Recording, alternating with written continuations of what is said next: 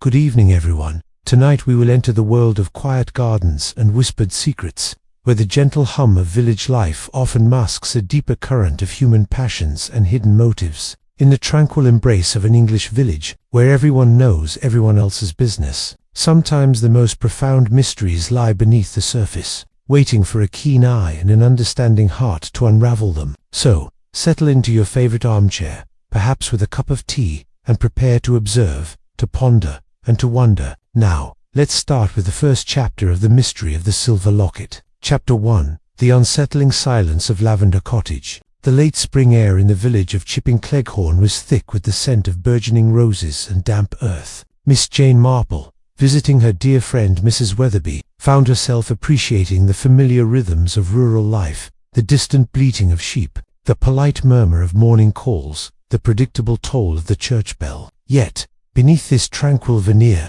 Miss Marple possessed an extraordinary sensitivity to the subtle dissonances that often betrayed the true state of affairs. It was on a Tuesday morning, during her customary stroll past the neat hedge, that she first encountered the ripple in the village's calm. Dr. Hayward's motor, a rare sight at that hour and with such urgency, was parked haphazardly outside Lavender Cottage, the home of Mrs. Amelia Finch. Mrs. Finch was a spinster of some 70 years, known for her meticulous garden, her fondness for antique trinkets, and her fiercely guarded privacy. She was, by all accounts, a creature of habit, and the disruption suggested something decidedly out of the ordinary. Miss Marple paused, her knitting bag clutched in her hand, her mild blue eyes missing nothing. A moment later, Bessie, Mrs. Finch's stout and usually unflappable housekeeper, emerged from the cottage, her face blotchy and her apron crumpled. Bessie spotted Miss Marple and, with a gasp, hurried towards her, her voice a reedy whisper. "Oh, Miss Marple, it's Mrs. Finch, ma'am.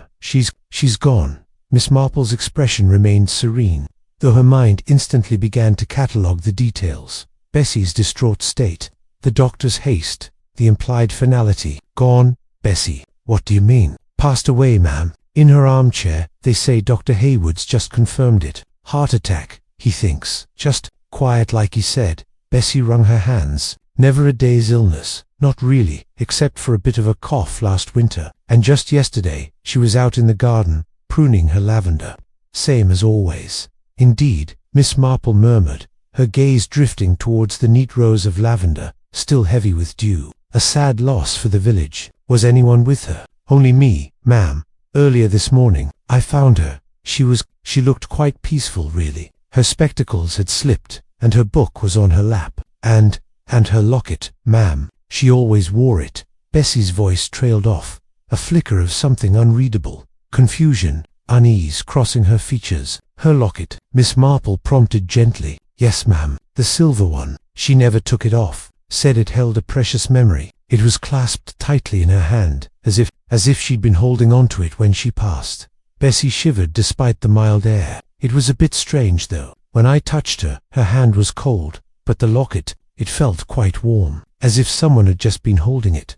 Miss Marple's eyes, though seemingly innocent, sharpened. A warm locket on a cold hand. Dr. Hayward, a thorough but rather conventional man, would undoubtedly put it down to lingering body heat, or perhaps Bessie's imagination in her shock. But Miss Marple had seen enough of life in St. Mary Mead to know that such small discrepancies were often the threads that, when tugged, could unravel an entire tapestry of deception. She offered Bessie a comforting pat on the arm. "Go inside, my dear. Dr. Hayward may need you. I shall call upon Mrs. Weatherby, and then, perhaps, return to offer my condolences." As Bessie disappeared back into the cottage, Miss Marple continued her stroll, her pace perhaps a fraction slower. The silver locket, clasped in a deceased woman's hand, still warm, a detail so trivial, yet so subtly unsettling. Mrs. Finch was a creature of habit. True, but habits could be broken, or, more tellingly, interrupted asterisk. A peaceful death, yes, but peace could be imposed. Miss Marple's mind, like a well-oiled machine, had already begun to turn, sifting through the seemingly innocuous details of a quiet Tuesday morning in Chipping Cleghorn. The first thread, barely visible, had been found. Chapter 2. A visit to Lavender Cottage. Later that afternoon, Miss Marple, accompanied by a suitably sombre Mrs. Weatherby, paid her respects at Lavender Cottage. The air inside was heavy with the scent of lilies, generously sent by well-meaning villagers, attempting to mask the lingering odor of disinfectant. Mrs. Finch's drawing room, usually a haven of precise order, seemed subtly disarranged. Not dramatically so, but enough for Miss Marple's discerning eye to pick up on the slight shift in equilibrium. Eleanor Finch, Mrs. Finch's niece, a woman in her late 40s with a perpetually worried expression and a penchant for muted colors, was overseeing Bessie's efforts to tidy the house. Eleanor had arrived from London that morning, her face pale with a mix of genuine grief and the exhaustion of travel. Arthur Finch, Mrs. Finch's nephew, was expected later in the week. It was such a shock, Miss Marple, Eleanor said, dabbing her eyes with a laced handkerchief. Aunt Amelia was so spry, never thought she'd just go like that. Dr. Haywood was very kind, of course, said it was her heart. A blessing, really, not to suffer. Miss Marple offered a sympathetic nod. Indeed, dear Eleanor, she seemed so well yesterday. I saw her in her garden. Her gaze swept around the room. The familiar chintz armchairs,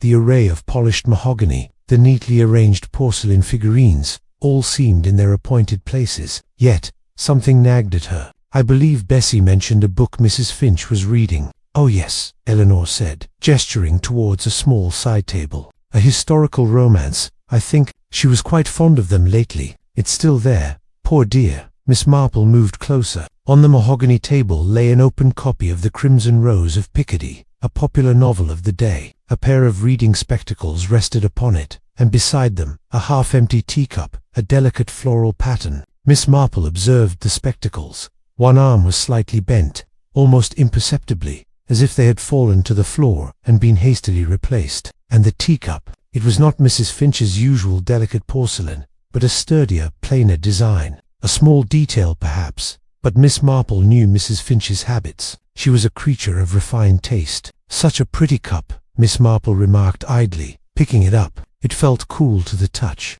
Oh, that one. Eleanor sighed. Yes, it's one of the older ones. From the kitchen. Aunt Amelia usually preferred her spode set. I suppose she wasn't feeling quite herself yesterday. To use such a plain cup in the drawing room. Miss Marple nodded, placing the cup back down. But the explanation didn't quite sit right.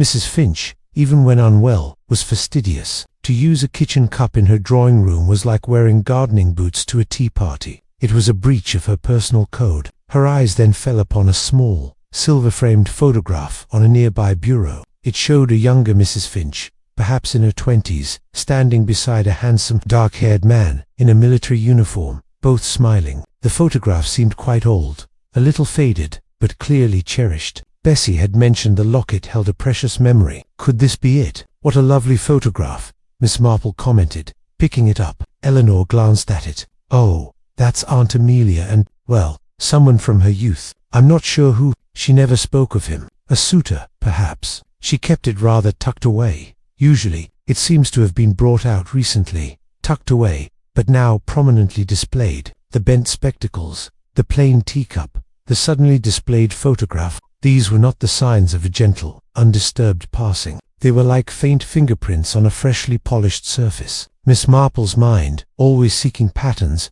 began to connect these disparate threads. The tranquility of Lavender Cottage was an illusion, a cleverly arranged tableau. What exactly had been rearranged, and why? The locket, Bessie had said, was warm. Perhaps it was not the locket itself, but what was asterisk done asterisk with it, or what it asterisk contained asterisk, that held the key. The unsettling thought lingered. Perhaps Mrs. Finch's last moments were not as peaceful as they seemed. Chapter 3. Bessie's Worries and Whispers. The next morning, Miss Marple decided to take a stroll specifically towards Lavender Cottage, timing her walk to coincide with Bessie's usual market errands. She found the housekeeper looking somewhat less distraught than the previous day, though a certain worried frown still creased her brow. "Good morning, Bessie," Miss Marple offered kindly. "How are things progressing at the cottage?" Bessie sighed, adjusting her shopping basket. "Well enough, Miss Marple. Eleanor's quite particular about things, bless her heart. She's sorting through papers now. The lawyers will be coming soon. A busy time for you,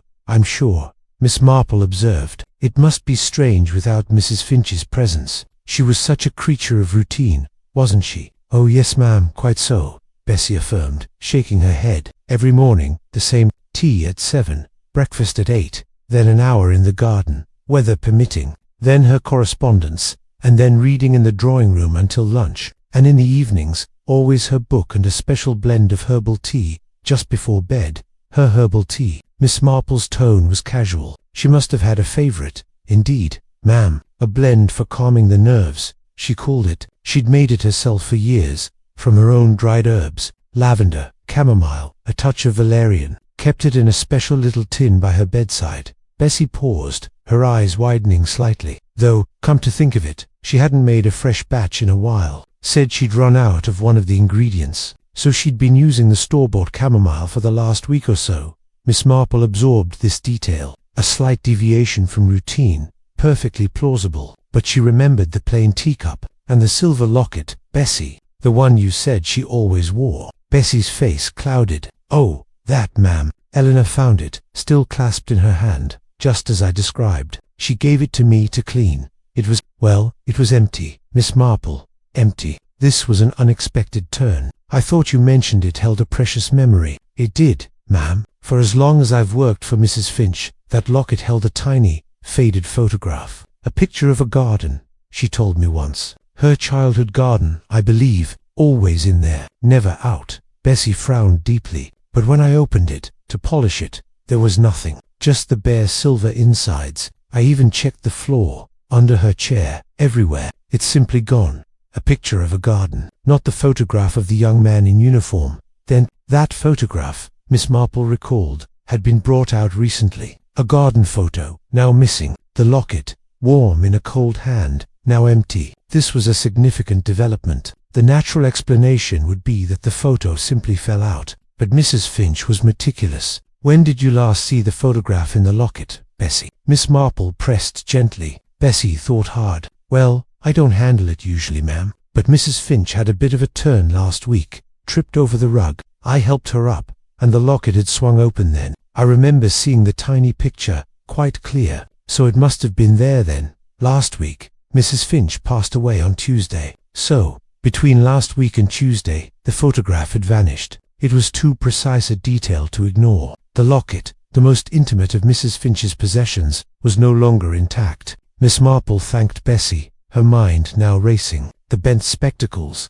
the plain teacup, the displayed photograph of a young man, the missing garden photo from the locket, and the switch in herbal tea. These were threads, yes, but they were beginning to weave a pattern that suggested not a natural ending, but a deliberate act. The absence of the photograph, in particular, pointed to a very specific kind of interference. What secret did that tiny garden picture hold, and why would someone go to such lengths to remove it? Chapter 4. Dr. Hayward's dismissal. Miss Marple knew that pursuing such an instinct required a delicate touch. Direct accusation would only be met with polite dismissal, particularly from Dr. Hayward. The doctor, a man of science and logic, had little patience for what he termed old maids' fancies. However, Miss Marple also knew that facts, even inconvenient ones, eventually had a way of asserting themselves. She encountered Dr. Hayward later that day at the village post office, ostensibly to collect her own correspondence. The doctor, looking a little harried, was dispatching telegrams related to Mrs. Finch's arrangements.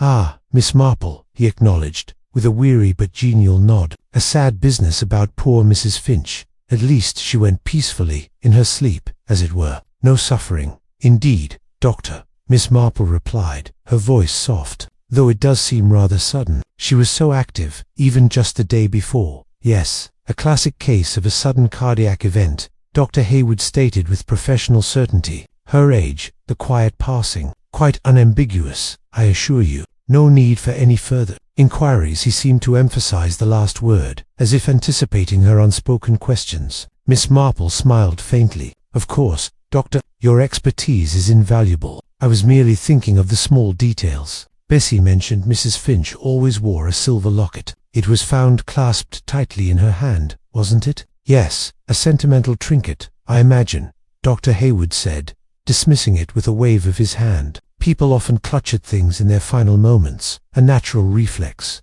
Perhaps, Miss Marple conceded, but Bessie also mentioned it was warm to the touch, even though Mrs. Finch herself was cold. Dr. Hayward chuckled, a sound of gentle condescension. Ah, Bessie's imagination. Shock can play tricks on the senses, Miss Marple, or perhaps residual heat from her own hand. It's entirely unremarkable. And the locket, I understand, was empty. Miss Marple continued, undeterred. Bessie swears it contained a small photograph of a garden, and that it was present just last week. The doctor's expression hardened slightly. Miss Marple, with all due respect, I am a medical professional. My concern is with the cause of death, which I have definitively ascertained as natural. A missing photograph from a locket, or a perceived warmth, are hardly relevant to a cardiac arrest. Perhaps the photograph simply fell out. All trinkets, you know. Quite, Miss Marple murmured, though her eyes held a spark of quiet determination. And the teacup she used, not her customary spode, I hear. And her spectacles, with a slightly bent arm. Dr. Hayward raised an eyebrow, a flicker of irritation crossing his face. Miss Marple, are you suggesting some foul play? That would be quite absurd. Mrs. Finch was a beloved member of this community. She had no enemies, no reason for anyone to wish her ill. These are just trivial domestic incidents, common in any household, especially after a sudden death. Please, do not stir up unnecessary gossip. My apologies, Doctor, Miss Marple said, her voice betraying nothing. I merely find that the smallest details often reveal the largest truths.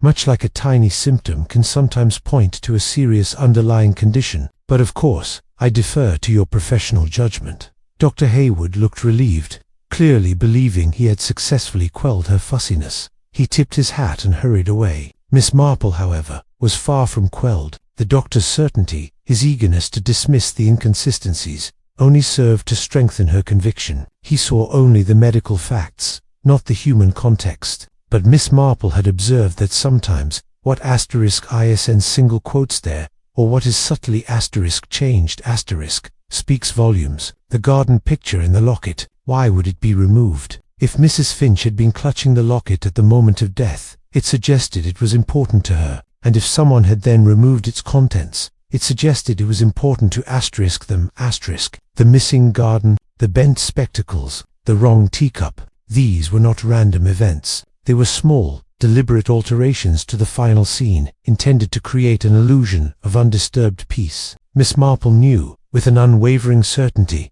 that Mrs. Amelia Finch had not simply died. She had been murdered, and the key, she felt, lay squarely with that missing, miniature garden. Chapter 5. A nervous antique dealer and a changed man. Miss Marple's intuition, honed by decades of observing human folly and cunning in St. Mary Mead, now focused keenly on the missing garden photograph. If it held a secret, who would want that secret hidden? Her mind turned to recent visitors to Lavender Cottage. Bessie had mentioned Mrs. Finch's visitors were few and far between, mainly Eleanor and Arthur. But then, a flicker of memory from village gossip reminded her of someone else. Mr. Henderson, the owner of antiques and curios down by the village square, was known for his discerning eye and his slightly over-eager manner when a valuable piece came his way. It was rumoured he had been seen at Lavender Cottage just a few days before Mrs. Finch's death. Miss Marple decided a visit to his shop was in order. The shop was a delightful jumble of forgotten treasures. Mr. Henderson, a wiry man with sharp eyes and an even sharper nose for a bargain, was polishing a brass telescope. He looked up, startled, as Miss Marple entered, a faint flush rising on his sallow cheeks. A pleasant surprise. Looking for something in particular, he asked, perhaps a touch too jovially. Good morning, Mr. Henderson. No, just admiring your fascinating collection. I was merely passing and remembered I heard you had called on Mrs. Finch recently. A sad loss for us all. Mr. Henderson's polished smile faltered. Ah yes, Mrs. Finch, a great shame, a wonderful lady. He avoided her gaze, focusing intently on the telescope. Indeed, I believe she had quite a collection of interesting pieces herself. Miss Marple continued, watching him carefully. Did you perhaps discuss any specific items during your visit? He cleared his throat. Well, yes, she had a few things I was interested in. A rather fine set of Georgian silver, for instance, but nothing concrete, you understand. Just a casual appraisal. And was she her usual self? Oh, perfectly, he insisted, perhaps a little too quickly, though she seemed a little preoccupied, distracted, perhaps. She mentioned she had something of historical importance she needed to discuss, but then she just changed the subject, said she needed to think on it. Historical importance, Miss Marple repeated, her voice mild. That sounds intriguing. Did she elaborate at all? Mr. Henderson wrung his hands, a habit that betrayed his nervousness. No, not really. Just a vague reference. said it was connected to her family, and to a specific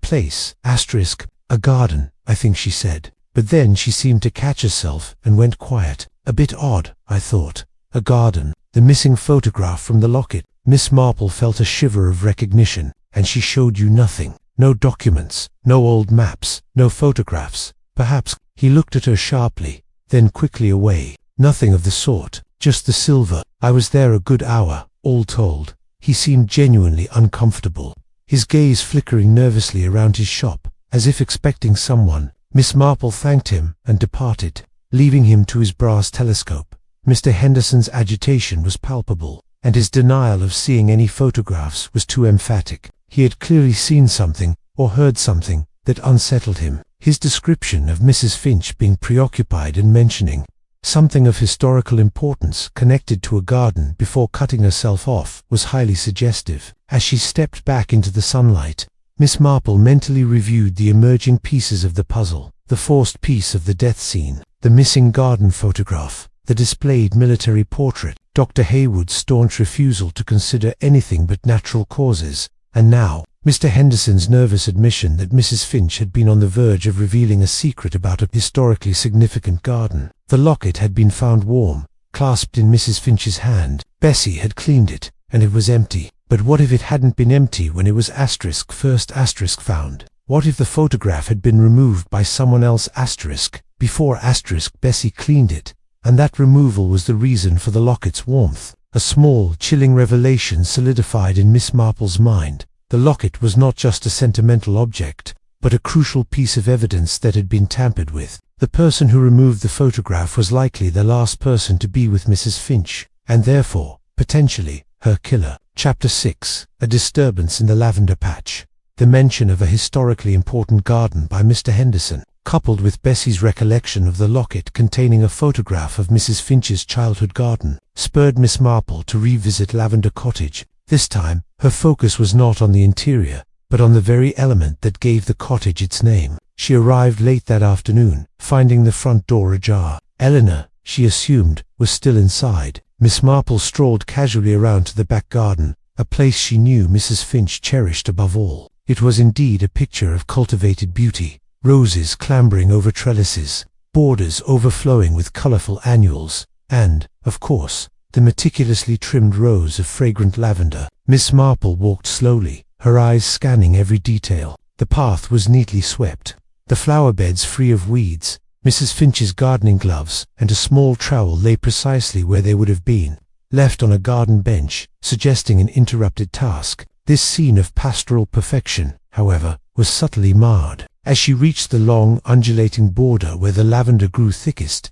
Miss Marple noticed it. A small section of the earth, near a particularly ancient lavender bush, seemed disturbed. It wasn't merely that it had been recently dug. The soil itself, dark and rich, had a different texture to the surrounding earth. It looked as though something had been hastily buried, and then the soil carefully, though not perfectly, smoothed over. A faint, almost imperceptible depression remained. Miss Marple knelt, her tweed skirt rustling softly. She ran a gloved hand over the spot. The earth felt looser, less compacted than elsewhere, and then her fingers brushed against something hard, just beneath the surface. With great care, she unearthed it. It was a small, ornate silver box, no larger than a matchbox, intricately engraved with swirling patterns. It was old, tarnished, and clearly expensive. She brushed off the soil, her heart quickening. Why would such an item be buried in the lavender patch? And who would bury it there? Mrs. Finch, a woman who catalogued her smallest buttons,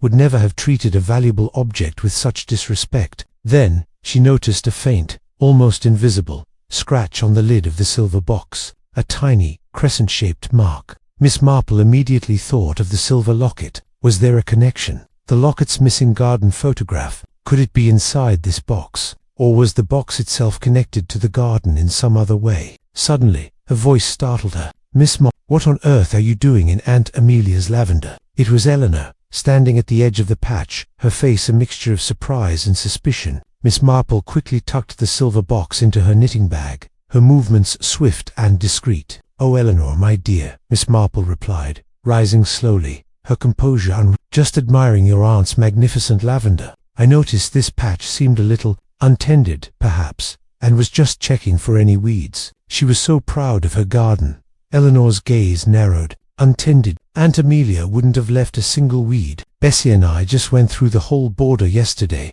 Ah well, the eye of a gardener is always keen, Miss Marple said with a gentle smile. I must be off now. My condolences again, my dear. She made her excuses and walked away, her mind buzzing. Eleanor's insistence that the border had been thoroughly tended yesterday directly contradicted the evidence of the freshly disturbed earth. Someone had been digging in that lavender patch very recently, and that someone was very likely the same individual who had removed the photograph from the locket. The silver box, still warm from being buried and then heated by her hand, felt substantial in her bag. It was a physical manifestation of the secret Mrs. Finch had been on the verge of revealing, a secret so potent that it had apparently led to her death. The puzzle was deepening, the threads intertwining, leading Miss Marple down a path far darker than any rose-scented garden. Chapter 7. Eleanor's Confession and Arthur's Apathy. The discovery of the silver box in the lavender patch confirmed Miss Marple's suspicions that Mrs. Finch's death was no accident. The next step was to understand the family dynamics and to observe the reactions of those closest to the deceased. Arthur Finch, Mrs. Finch's nephew, had finally arrived from London, a man with a perpetually bored expression and an air of mild superiority. He seemed more interested in the state of the sherry than the state of his aunt's affairs. Miss Marple found Eleanor in the drawing-room, looking through a ledger of household expenses, her brow furrowed. The silver box, still in Miss Marple's knitting bag, felt like a silent, heavy presence between them. "Eleanor, my dear," Miss Marple began gently, "I had a moment to speak with Arthur earlier. He seems, well, rather unfazed by his aunt's passing." Eleanor sighed, pushing a stray lock of hair from her face. Arthur was never very close to Aunt Amelia. He only ever visited when he needed money, which was often. She was quite generous, despite his profligate ways. She lowered her voice. Honestly, Miss Marple, Aunt Amelia had grown quite difficult in her final months. Forgetful, and at times, rather paranoid. She would talk about things being taken or hidden, though nothing ever was. Paranoid, you say? Miss Marple's tone was neutral. Yes, she insisted someone was trying to find out about an old family secret, something about the garden and a lost love. She'd sometimes whisper about a betrayal. We put it down to her age, of course. She never specified what the secret was, or who she suspected. Eleanor looked around the room, as if suddenly uncomfortable. And she was always clutching that locket, convinced it held the key to everything. Said she would reveal all on her birthday. Miss Marple felt a jolt. Mrs. Finch's birthday was only a week away. This detail changed everything. It provided a clear motive for someone to act. Asterisk before asterisk, that date. She planned to reveal something on her birthday. Did anyone else know this? Eleanor hesitated. I believe she might have mentioned it to Arthur. He was here a few weeks ago, asking for a loan, and they had a rather heated discussion. I heard her say something about setting things right on her birthday, and that he'd be surprised. Arthur just scoffed and called her Dottie. Arthur's dismissive attitude and Mrs. Finch's intention to reveal a secret on her birthday, a secret connected to a garden and a lost love, solidified the timeline and increased the urgency. Miss Marple then remembered Mr. Henderson's account of Mrs. Finch mentioning something of historical importance connected to a garden. The antique dealer's nervousness took on a new light. Eleanor, regarding the locket, Miss Marple continued, do you recall seeing the photograph inside it? Eleanor frowned. I can't say I ever looked closely. Aunt Amelia was very private about it. I just knew she wore it constantly. Bessie said it was empty when she cleaned it. Perhaps it just fell out and was never found. Perhaps, Miss Marple agreed, her eyes thoughtful. The photograph, she was now certain, was critical. The silver box, hidden in the lavender, must be connected. It was too much of a coincidence for Mrs. Finch's talk of secrets and a historically important garden to coincide with the discovery of an antique box precisely in that same garden, a box that bore a mark consistent with the silver locket. The details were beginning to align. Mrs. Finch, lucid enough to plan a revelation, but deemed Dottie by a greedy nephew, a secret involving a garden and a lost love, potentially leading to a scandal that someone wished to keep buried. The small garden picture in the locket, now missing. The antique box, carefully buried. Miss Marple knew she had to open the silver box. The answer, she felt, lay within its tarnished confines. The revelation was not just the potential motive for murder. but the specific, impending deadline Mrs. Finch had set for herself, her birthday. Someone had clearly panicked, silencing her before she could set things right. The net, Miss Marple realized, was drawing tighter, and the killer was far closer than anyone imagined. Chapter 8. The Vicar's Recollection and the Hidden Truth. The silver box lay heavy in Miss Marple's knitting bag, a tangible link to Mrs. Finch's secrets. She knew she couldn't open it just yet. The timing had to be right, and the potential contents might need a witness. Instead, her thoughts turned to the broader history of Chipping Cleghorn, a repository of stories and scandals, often best preserved in the memories of those who had served its spiritual needs. The Reverend Davies, the village vicar, was just such a man, a walking archive of human folly and enduring love. Miss Marple found him in his study, poring over parish registers, his spectacles perched on his nose. He offered her a cup of weak tea and listened patiently as she spoke, vaguely, about the poignancy of old family secrets. Indeed, Miss Marple, the vicar mused, stirring his tea, the human heart is a complex thing. Mrs. Finch, bless her soul, was a very private woman, but I remember, many years ago, when I first came to Chipping Cleghorn, there were whispers, vicar. Miss Marple prompted gently, her heart beating a little faster. Yes, about a young man, a Captain Julian Thorne. He was stationed nearby, during the Great War, before it truly became great. Of course, he and Amelia, Mrs. Finch, then Miss Amelia, were quite devoted. Engaged, it was understood. He was handsome, from a good family, though not wealthy. But then he simply vanished. The vicar looked troubled. Transferred, they said, to a far-off post. Amelia was heartbroken. She never married, as you know. A tragic romance, Miss Marple murmured, remembering the photograph of Mrs. Finch with a young man in uniform, prominently displayed on the bureau. But why would he simply vanish? The vicar sighed. That was the puzzling part. There were rumors, you see, that Captain Thorne was already married, to a woman of some standing, perhaps from a powerful family, who had no intention of letting him go, despite his affections for Amelia. It was all very hush-hush. Amelia's parents, very respectable, were said to have facilitated his quiet departure to avoid a scandal. They bought his silence, in a way, or perhaps merely smoothed his path away from Chipping Cleghorn. So, Captain Thorne was pressured to leave, and Miss Finch was left heartbroken. Miss Marple pieced together, and the family protected their reputation by burying the truth. Precisely, a sad business. Amelia never spoke of him again, not to my knowledge. She threw herself into her garden, her studies, her charities, a life lived, but perhaps not fully lived. The vicar paused, his gaze distant. She had mentioned something recently, just a few weeks ago, said she'd discovered something, after all these years, something that would change everything regarding Captain Thorne's departure. She said she felt she had to rectify a great injustice. I thought it was just the ramblings of an old woman, perhaps. She did not elaborate. Miss Marple's mind raced. Rectify a great injustice. Set things right on her birthday. A secret of historical importance, connected to a garden. The jigsaw pieces were fitting with chilling precision. The silver box, buried in the lavender, must contain the proof of this injustice. Captain Thorne's military uniform, the photograph brought out, the garden, her childhood garden, pictured in the locket. The garden wasn't just a nostalgic memory, it was the place where something significant had happened, or where a crucial piece of information was hidden. The secret wasn't merely about a jilted love, but a deliberate act of deception and manipulation that had ruined 2 lives. And Mrs. Finch, after all these years, had found the evidence. The vicar's words provided the emotional context for the entire mystery. Mrs. Finch was not simply forgetful. She was pursuing a decades-old truth, preparing to expose a profound family secret, and someone, fearing that revelation, had acted to prevent it. The warm locket, the missing garden photograph, the bent spectacles, the plain teacup, the hurried burial of the silver box, Arthur's greed, Eleanor's evasion, Mr. Henderson's nervousness, all now pointed to a calculated crime. The missing photograph from the locket was likely the crucial clue Mrs. Finch had discovered, the very thing she intended to reveal. The truth, Miss Marple realized, lay in that silver box,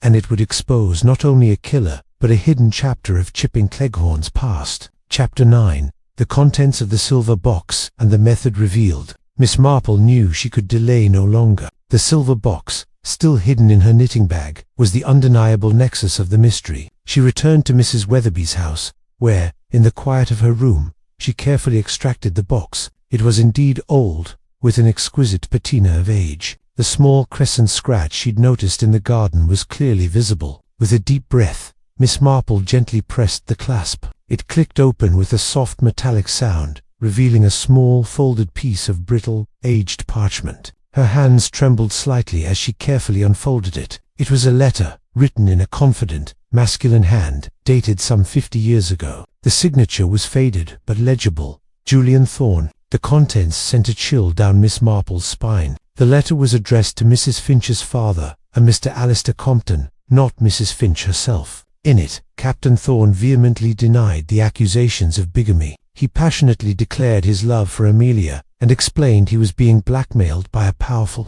unscrupulous member of the Compton family, a distant cousin, Silas Compton, who stood to inherit a substantial portion of the family estate if Amelia did not marry and produce an heir. Silas had fabricated evidence of Thorne's existing marriage and threatened to ruin his military career, and Amelia's reputation, if he did not disappear quietly. Thorne had been forced to comply, heartbroken, but stated in the letter that he had hidden this confession, hoping one day Amelia would find it and know the truth. He specified its hiding place, a hollowed-out stone at the very center of the lavender patch in Amelia's childhood garden, accompanied by a small hand-painted miniature of the garden itself. Miss Marple's eyes widened. The miniature, that was the missing garden photograph from the locket. It wasn't a photograph at all, but a tiny painting, and it had been the key defining the box.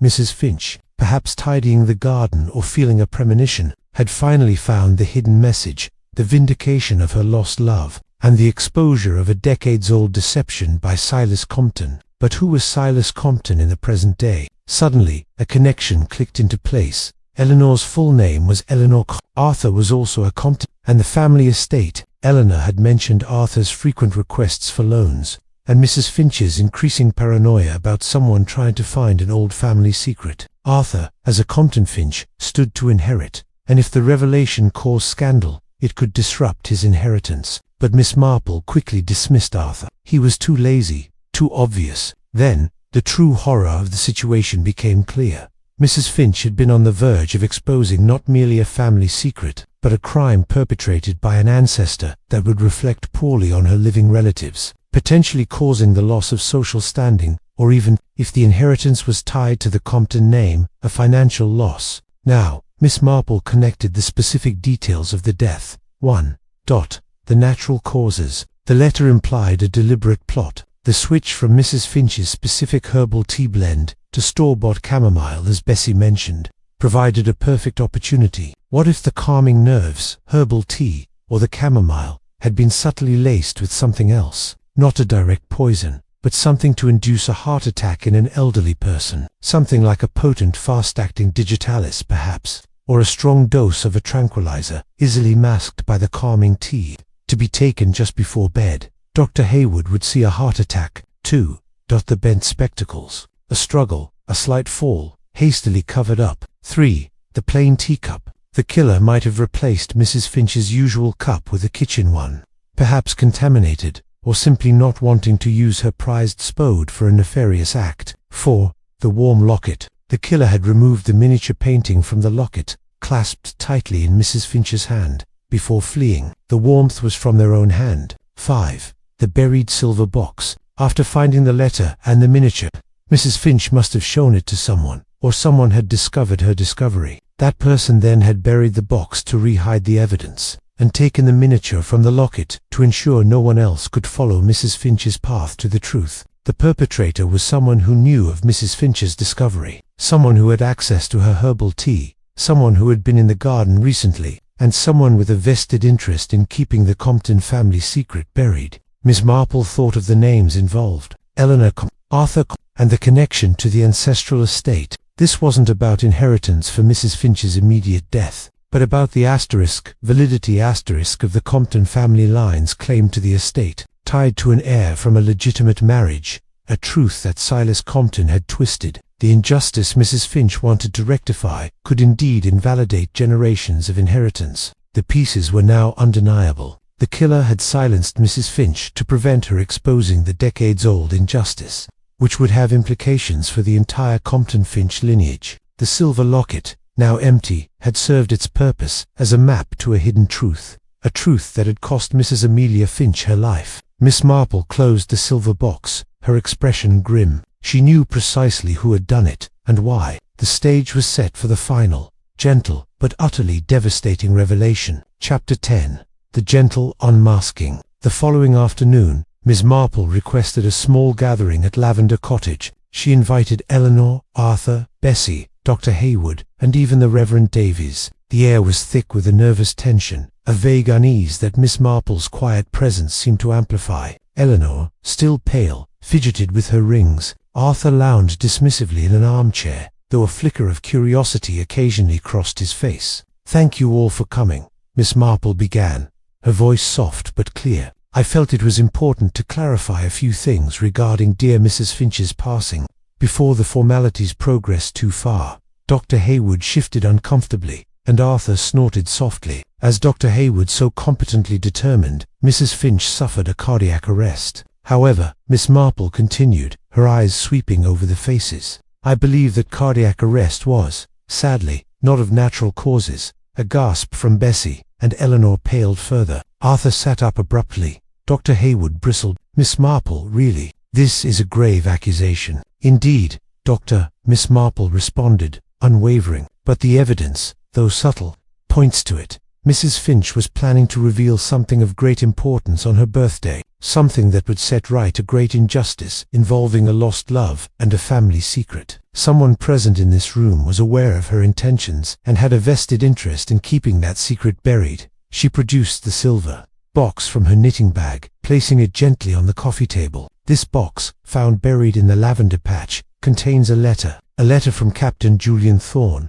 written 50 years ago, exposing a dreadful blackmail plot by Silas Compton, designed to separate him from Amelia and ensure the Compton family line maintained its claim to the estate, free of potential scandal or invalidation. The miniature painting of the garden, which guided Mrs. Finch to this box, was removed from her locket by the person who buried this box." Her gaze settled on Eleanor. "Eleanor, you mentioned Aunt Amelia had grown paranoid. Speaking of things being taken or hidden, you also meticulously tidied the garden, yet that patch was disturbed, and it was you who mentioned Mrs. Finch's preference for her spode teacups, yet a plain kitchen cup was used. And the spectacles." Eleanor, with the bent arm. "They were Mrs. Finch's, but they must have fallen during a struggle, and been replaced hastily." Eleanor's face was ashen. "What are you implying, Miss Marple?" she whispered, her voice barely audible. "I am implying, my dear Eleanor," Miss Marple said, her voice filled with a gentle pity, "that you overheard your aunt's plans to reveal this truth.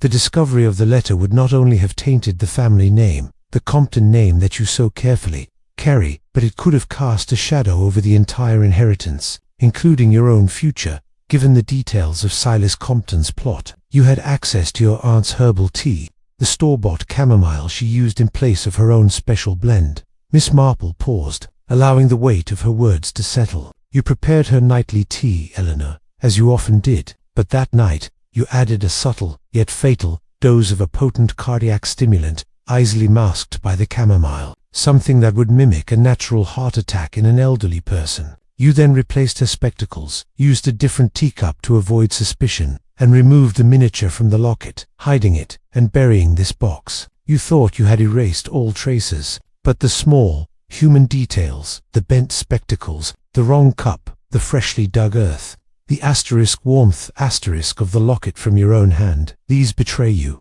Eleanor's composure shattered. Her eyes filled with tears, not of grief, but of despair. "It was for the family honor," she choked out, her voice breaking. "Aunt Amelia was going to ruin everything. The Compton name, the estate. It would have been shattered. I didn't want her to suffer. It was a swift, gentle way. I truly loved her, but I couldn't let her destroy our legacy." Arthur stared, aghast. Dr. Hayward looked utterly bewildered. Then slowly, a chilling comprehension dawned in his eyes. The vicar bowed his head, saddened by the revelations of human weakness. Miss Marple watched Eleanor, her face etched with a familiar sadness. It was always the quiet, respectable ones, driven by hidden fears and desperate attachments to their pasts. The silver locket, a symbol of lost love and hidden truth, had indeed held the key, not just to a memory, but to a motive, a method, and a carefully constructed facade of peace. And so, the quiet village of Chipping Cleghorn once again learned that beneath its tranquil surface, human hearts could hold both enduring love and desperate, deadly secrets. The mystery of the silver locket was finally unraveled,